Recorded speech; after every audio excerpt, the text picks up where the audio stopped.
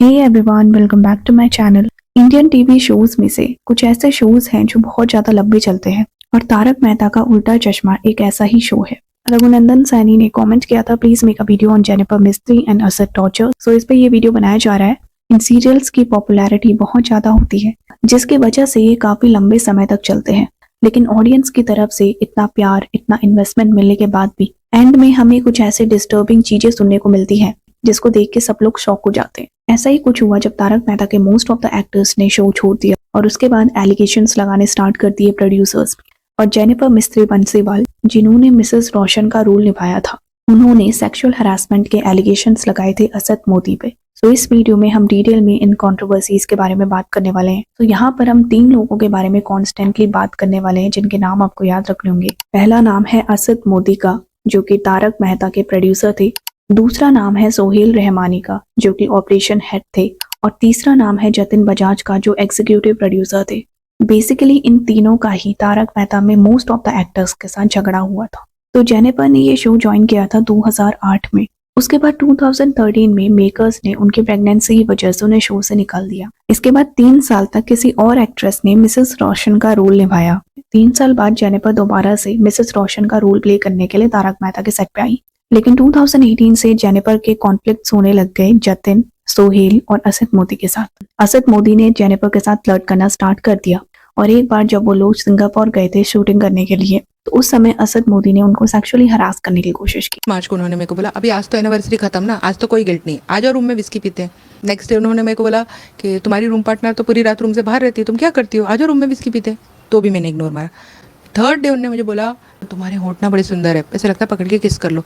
वहां पर मुझे लगा ये क्या बोल रहे हैं, मैं ऐसे ऐसे कांपने लगी। मैंने अब यहाँ पे अकॉर्डिंग टू जेनिफर उस समय 2 मेल एक्टर्स थे सेट पे जिन्होंने जेनिफर के साइड लेने की कोशिश की थी। उनमें से एक थे मंदार चंद वाडकर, जिन्होंने आत्माराम बीडे का रोल निभाया, और दूसरे एक्टर कौन थे इसका नाम उन्होंने रिवील नहीं किया।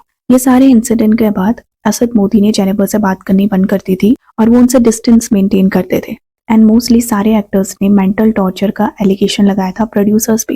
उनका कहना था उनको छुट्टी नहीं दी जाती थी और यही चीज जेनिफर ने भी कही थी। जेनिफर ने कई बार असद मोदी से, सोहेल से छुट्टियां मांगने की कोशिश की, लेकिन वो हमेशा उनके रिक्वेस्ट को रिजेक्ट कर देते थे। जैसे कि जब जेनिफर के भाई वेंटिलेटर पे थे तो उन्हें शूट से छुट्टी नहीं दी गई थी। वो अपने भाई को देखने के लिए हॉस्पिटल जाना चाहती थी। बहुत रोने धोने के बाद ही उन्हें छुट्टी दी गई थी। इसके बाद जब उनके भाई की डेथ हो जाती है तो असद मोदी उनको 7 डेज का पेमेंट देते हैं। पेमेंट देने के बाद भी वो कॉन्स्टेंटली उनको ताना माना करते थे, तुम्हारे भाई की डेथ हुई थी तो हमने तुम्हें पैसा दिया था। मेरे ब्रदर की डेथ में वेंटिलेटर पे एवरी सिंगल डे 50,000 रुपीस खर्च हुआ है मेरा।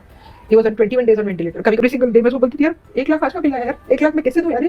इसके लिए मुझे बार बार सुनाया सोहेल ने, आपका भाई मरा ना, पैसे हमने दिए, इसका भाई मरा ना, पैसे हमने दिए।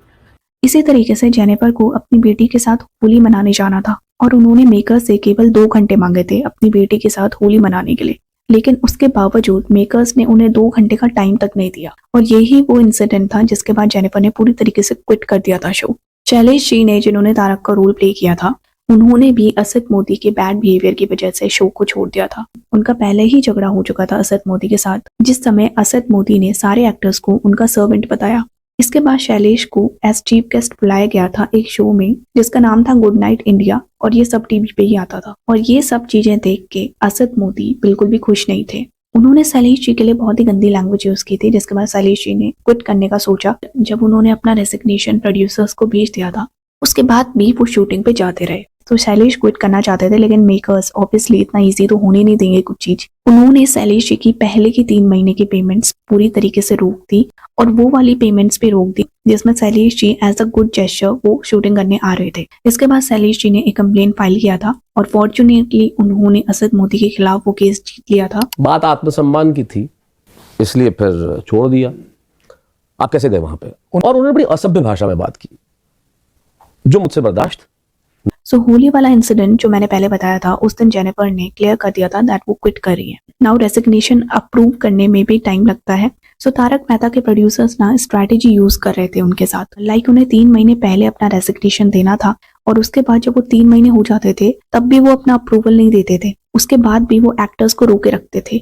इस तरीके से एक्टर पूरी तरीके से प्रेशर में आ जाता था, वो ना छोड़ सकता था और ना ही किसी नई प्रोजेक्ट से जुड़ सकता था। और 3-3 साल तक ये लोग पैसे क्लियर नहीं करते थे। सेम चीज इन्होंने मोनिका भदौरिया के साथ भी की थी, जिन्होंने बाबरी का रोल प्ले किया था। सो मोनिका भदौरिया की भी मदर जब हॉस्पिटलाइज हुई थी उस समय मेकर्स ने इनको छुट्टी नहीं दी थी एंड बाद में जब उनकी मदर की डेथ हो गई थी तब भी वो इस हालत में नहीं थी कि वो काम कर सके। सो ऐसे टाइम पे नॉट ओनली एक्टर्स बट एक नॉर्मल इंसान भी अपने वर्किंग एनवायरनमेंट से सपोर्ट मांगता है, कॉपरेशन मांगता है, जो कि तारक मेहता के सेट पे बिल्कुल भी नहीं था।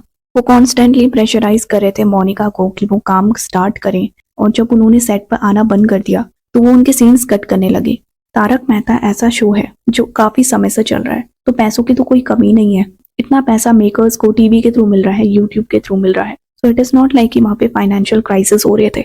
स्टिल वो लोग जानबूझ के एक्टर्स को पे नहीं कर रहे थे। उसके बाद जब एक्टर को पेमेंट भी नहीं मिलता है, रिस्पेक्ट भी नहीं मिलता है, मिसबिहेव किया जाता है उसके साथ, तो वो छोड़ने का सोचता है। और जब वो छोड़ने का सोचता है तो ना ही उसका रेजिग्नेशन अप्रूव किया जाता है, इंस्टेड उसको ये कह के डराया जाता है ना तो उसको पहले के पैसे मिलेंगे और ना ही इंडस्ट्री में कहीं और काम मिलेगा। जब जेनिफर के साथ ये सारा सीन हो रहा था तो वो कोई भी कंप्लेन नहीं करना चाहती थी और ना ही कोई केस करना चाहती थी, लेकिन प्रोड्यूसर्स ने उनको बार बार नोटिस भेजे और नोटिस में उन पे एलिगेशन लगाया दैट उन्हें पे करना होगा प्रोडक्शन हाउस को। जेनिफर ने अपने लास्ट 3 साल के पैसे भी छोड़ दिए थे, लेकिन उसके बाद भी मेकर्स उन्हें पीसफुली नहीं रहने दे रहे थे।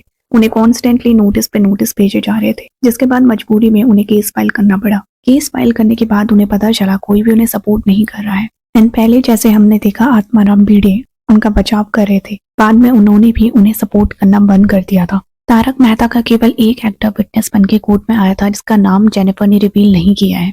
जिस सोसाइटी में जेनिफर रहती थी वहां की औरतों ने जेनिफर से बात करना पूरी तरीके से बंद कर दिया था एंड इनफैक्ट पुलिस भी जेनिफर पे प्रेशर बना रही थी ताकि वो केस वापस ले ले। गुरुचरण सिंह जो तारक मेहता में जेनिफर के को स्टार थे, तो वो पहले जेनिफर के फेवर में स्टेटमेंट देना चाहते, लेकिन असद मोदी ने ना उनकी 3.5 साल से पेमेंट रोकी भी थी, जो उन्होंने अचानक से क्लियर करवा दिए ताकि वो जेनिफर के केस में स्टेटमेंट ना दे। और गुरुचरण वैसे भी उस समय फाइनेंशियल क्राइसिस से डील कर रहे थे, तो उन्होंने जेनिफर को सपोर्ट करना बंद कर दिया। इतना सब कुछ होते हुए भी जेनिफर केस फाइट करती रही और फरवरी 2024 में वर्डिक्ट उनके फेवर में आता है।